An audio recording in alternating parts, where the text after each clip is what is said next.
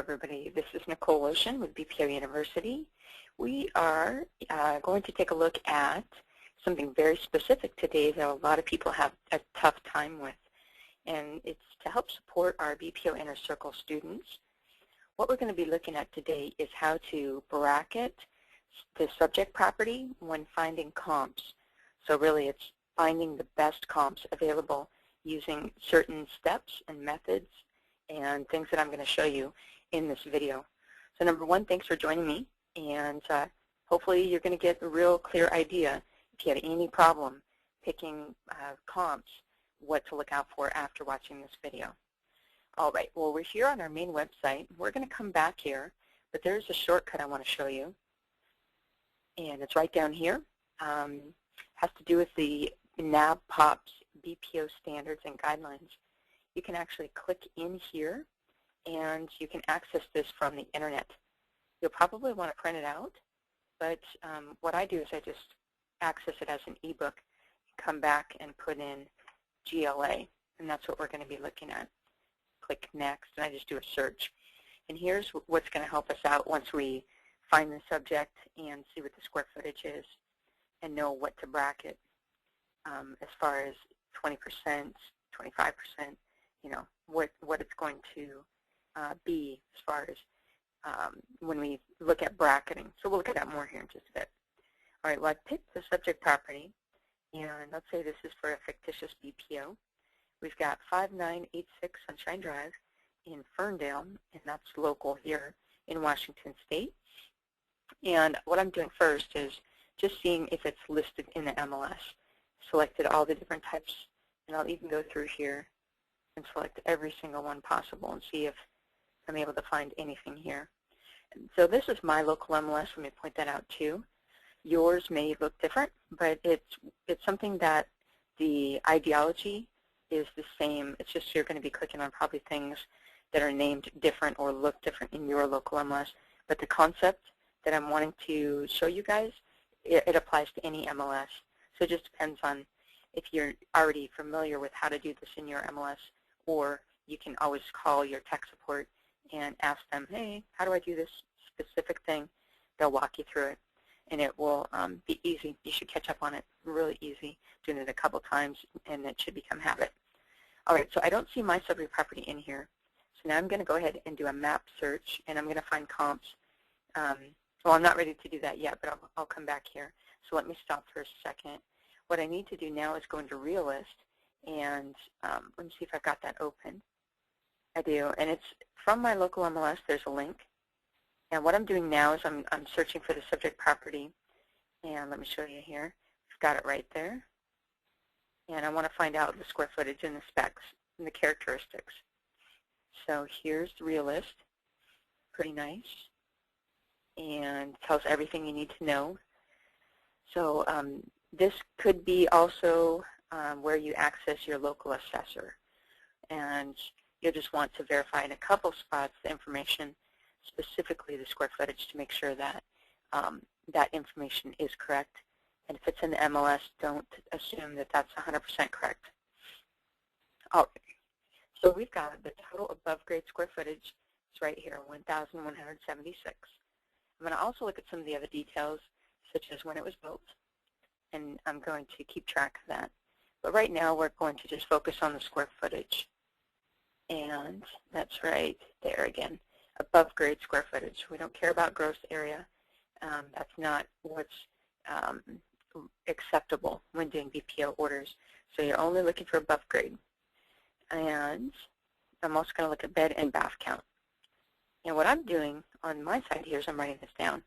I've got a sheet, the assessor's info sheet, and it's for this property. And I'm just writing down the important information. So this is pretty much most of what I need when doing a search for comps. The other part is I'm going to do, you know, kind of take a look at some of the other things. So I've got an attached garage, and it's 312 square feet, so that's actually a one-car attached garage. When it's anywhere from 500 to 600, that's typically a 2, and on upwards from there could be a 3. And so kind of look at that. So I've got 3-bedroom, 2-bath, 1,176 square feet built in 1989. It's 0.20 of an acre, single-family property, and an attached one-car garage. That's pretty much everything that you need to get started. I'll go ahead and minimize this, and I'm going to now go to the map search. This is the best way to do a radius search, and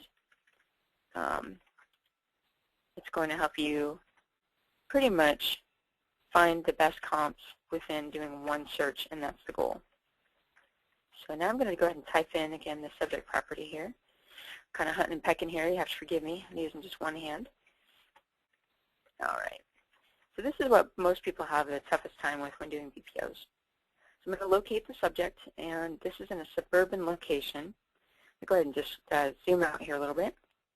Then I'm going to draw a radius and just drag it, and you'll see it's 0.86 miles, and I want to hit 1 mile radius. There you go. It can be kind of tricky sometimes. I'm going to click OK. That's part of it. The other part is you want to select what type of property it is. You don't want to do any of these extras. You may want to put in a certain range, like going back 6 months for sold properties. You want to select all active, pending, contingent, all that good stuff. And then you want to go ahead and at least put in year built for bracketing and square footage. Now let me show you what that looks like. So we're here in now pops BPO standards and guidelines. If the company that you're working for has their own criteria or guidelines, use that. If they don't have one or they have adopted the BPO standards and guidelines, use this. All right, so the subject property was 1,176 square feet. It's going to fit in this range right here for square foot. So I'm going to be going upwards 20% and downwards 20%. So then all you need to do is grab your calculator, put in the subject property times 20%, and that gives you 235 square feet above and below. And then you can just go 1176 minus 235, and let me see here, I was a little bit off, minus 235, let's see here, 1176, 235, upwards, or let's see, that's subtraction, so it's at the minimum. You want to do a property search for square footage. 941 square feet is the lowest, and the highest is plus 235. There we go. Is 1,411. That's acceptable for the range, with 20% difference as far as bracketing the subject property within this ratio right here. Okay, or that range. All right, so now we've got, let me pull up a little notepad here just to give you an idea. The range for GLA is between 941 and 1,411. All right. The other thing I want to do is age before I go back into the MLS. So let me scroll on down here. And you can also take a look at acres. In this case, I'm just going to try and pick properties that are very similar to that 0.20 acres. All right, here's age. The property was built in 1989, so we do 2011 minus 1989. Some of you guys might be able to do that just off the top of your head. And so here, it's within 22, it's 22 years old. So then there's the range right here, 11 through 30 years old. You're going to be doing half the age for the minimum and 10 years for the maximum. So you're going to go 1999 is the tops, and half of the age would be 11. As far as going downwards, I'm just going to go 10 years. That seems to make a little bit better sense. So 1979. Again, the subject property was 1989. All right. So we've got 1979 to 1999. All right, and that should be good enough, along with 1 mile radius, to be effective in pulling up comps that are going to be comparable right away. And you can use any of them. So then it's just going to be which ones are more like the subject property. All right, so I've got the square footage in there, and Let me see if I'm missing anything here, because it should be pulling up some properties. I've got it as 1 mile from the subject, square footage, and year built is bracketed in there. I don't have anything selected here, and nothing down there as well. So we should be seeing some comps pull up, and there's nothing. And that can happen. And so let me go ahead and take some stuff out here. And let me just see that this is activated correctly. So I'm just putting in a little bit more criteria. And nothing's pulling up. So if something's wrong, let me go ahead and do this again. MLS sure are tricky. And if you're not very comfortable with your MLS, go do a training class as far as how to use your MLS. You'll get some clock hours, and that way you can just zip right through. It's going to definitely help you when you're doing your BPOs. All right, let me go ahead and draw a radius here. We'll go out a mile. There we go. Okay, so we've got that selected. Sometimes when you put in too much information, it doesn't work real well. All right, let me take that out. So it already knows, based on this, we're looking for actives, pendings, contingents, and solds, residential properties, and I don't have anything in here. So let me take this out. I think that's what's the problem, because it already has the address. That's exactly what the problem is. All right, now we can go back in here and put in 1979 to 1999.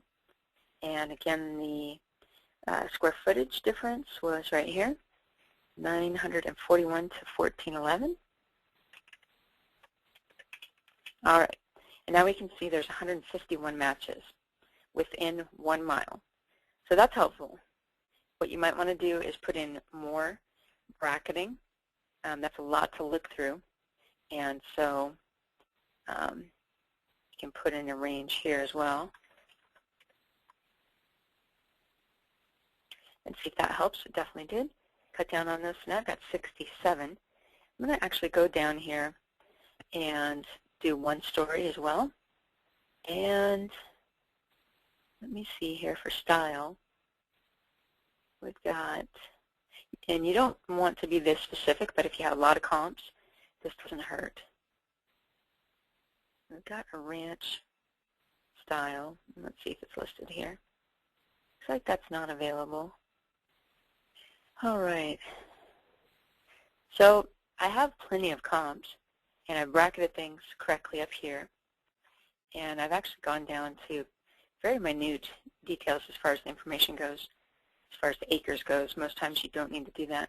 What you can do, too, is do bed bracketing and bath bracketing, but that's very, very specific. So I think this is good enough. I'm going to go ahead and do a search, and it's going to pull up 62 comps, and that's a lot. But as you can see, there's not very many actives, and there's sure a lot of sold. Let me go to the end here. Yep, the majority sold, so it's a good thing I didn't bracket a little bit more or get more specific, because it would have left out a bunch of the actives. What you can do is play around with what it looks like here as far as the display, and that way you're doing a visual. So you know what the subject property looks like, and let me show this to you again. Go back in here, and you've taken pictures by driving by it. So we've got pretty much a rambler or a ranch-style house. And then we've got the specs and all that good stuff. And so now we're going through and trying to find properties that have 1-car garage. And that could be something that you also bracket for as well. And so now we've got some information here. We know that everything is acceptable within the NAPOP's BPO standards and guidelines. So we're just trying to get it as close as possible to the subject. And so in here, we're going to be looking at age and square footage specifically when picking them. And you'll also want to take a look at price. When you go into Realist, it's a lot of information, but when you come on down here, there's an estimate. and estimated values right here. And that's super helpful when you're doing your BPO. And take a look at the last time they did that. It's very recent. And so this should give you an idea as well as the assessed value, although a lot of assessed values are completely off because of how the market's been going. And so if you can look at sold history, that's another important thing. And these are all clues. So you pretty much put in your investigator's cap on and saying, okay, what information in here is useful? So we've got the sold information down here as well. So this property is actually not worth as much as what the person purchased it for back in 2008. So that's good to know. All right, let me minimize this. So it's estimated around $208,000. So these are very low, but they're on the market right now. They could be distressed properties, so you want to look for that in the comments, see if it's a short sale, see if it's acceptable to do that in your BPO. And you might have to dig around in there and see which properties are going to be more like the subject property. This one is extremely close. Remember, the subject is 1,176 square feet, built in 1989, one-car garage. This has everything. Very similar in design and appeal as well. All right, this one has a two-car garage. We'll come back and see if there's another one. This one doesn't have a garage at all, so that's not necessarily good, and this one doesn't as well. We'll see what other properties are. This one's wonderful, very close in everything. So there's my second active comp, and this one is also fantastic. So I've got my 3 active comps, and again, bracketing subject property. I already did that, so I know that it's extremely close and they're usable. So then I want to look at other factors, the assessed value, the last sold value, that type of stuff. I'm going to go through the solds now and try and find properties that have a one-car attached garage. They're close in age and square footage. This one is great. The price is really low, and so I'm going to keep that in mind if I find other ones that are better, and see if this one is, again, yeah, this one is actually a distressed property. And so that one's not going to be the best one to use unless they're asking for that. Here's another one. This one is super good.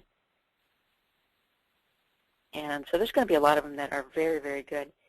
So if you wanted to, you could actually go through and bracket even more for the solds, but you'd have to be careful to not bracket too much so you couldn't find actives. All right. And so you can see that you'll have plenty of choices for some properties, and sometimes it will be very difficult.